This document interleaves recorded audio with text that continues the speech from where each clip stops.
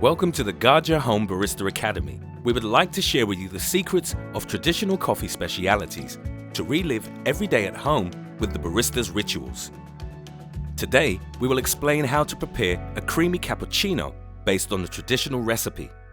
Cappuccino is one of the most beloved Italian drinks in the world. It is composed by equal parts of espresso, hot milk, and milk froth. Let's start with the milk froth.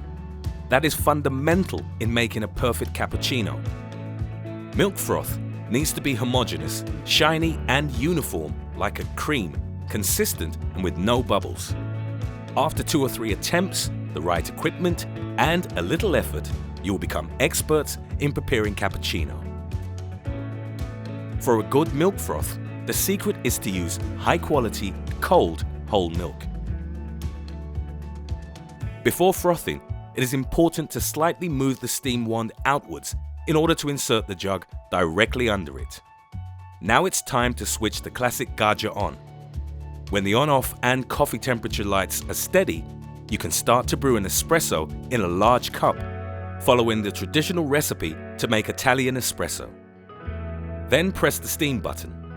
When the steam temperature indicator light turns on, the classic is ready to deliver steam to froth milk. Turn the steam hot water knob slightly counterclockwise to eliminate any condensation from the wand, then close the knob again. Start by putting the steam wand in the jug, half filled with cold milk, so that it is just a few millimeters below the surface and close to the sides, not in the middle, with the right angle to make a consistent swirl.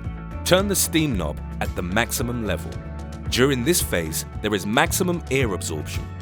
When the milk froth increases, maintain the steam nozzle immersed in the milk and not in the foam, and avoid touching the bottom of the jug. Once you get the perfect froth, push the steam wand to the bottom to warm the milk. Then turn off the steam dispensing knob. Once you have finished to froth the milk, we suggest to gently pound the jug on the counter and let it rest for at least 30 seconds. The result is textured, velvety, and smooth. Now it's time to put your cappuccino together. At this point, pick up the jug with the frothed milk and make a rotary movement for a few seconds to revive the emulsion. Now, slightly tilt the espresso cup and pour the milk froth and the underlying hot milk in it, starting from the center. Now your Italian cappuccino is ready to taste.